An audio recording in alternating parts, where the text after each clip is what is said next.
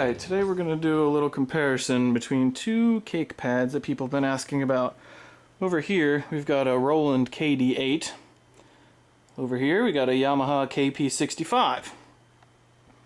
You can see they both have exactly the same pedal hooked up to it. This is my Yamaha Flying Dragon double pedal set that I split into its single components to get as similar of a test as possible.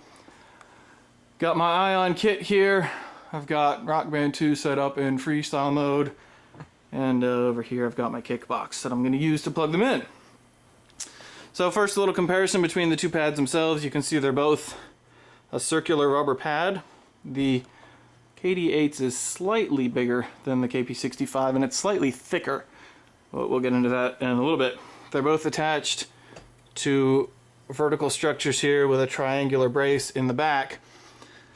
You can see on the back they both have carpet spikes. Both have carpet spikes. And on the bottom of this strip here is some, besides the cat, is some very strong Velcro that will securely attach it to your carpet. So, play-wise, right now I've got the KD-8 plugged in, and you can see that all I have to do is a pretty light tap to get it to sound in the game. Doesn't take very much. If you have your Kickbox set up right, and it can also go as fast as you want it to go. So the KP65 is similar. Come on, cat, get out of the way. I'm gonna switch plugs here. Unplug the KD-8, plug in the KP65. And the same deal. Fairly light hit will get it to go off. And it'll also go really fast. So, the major difference here, I'm going to unplug this so we don't get the noise of the game. The major difference is in the sound when you hit them with the full force of your foot. The KD-8, and the camera's about, I don't know, 3 feet away from the pad. KD-8 sounds like this. A little bit of a rubber. It's not too bad. It's actually not that different from hitting these pads. Help if I mute the TV. It's not that different from hitting the Ion pads with your stick. About the same. And then the KP65 sounds like this.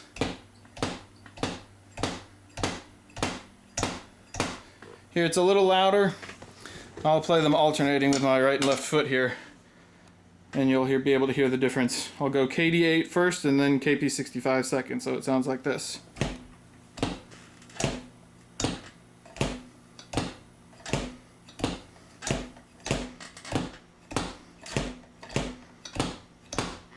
Volume-wise, it's pretty close.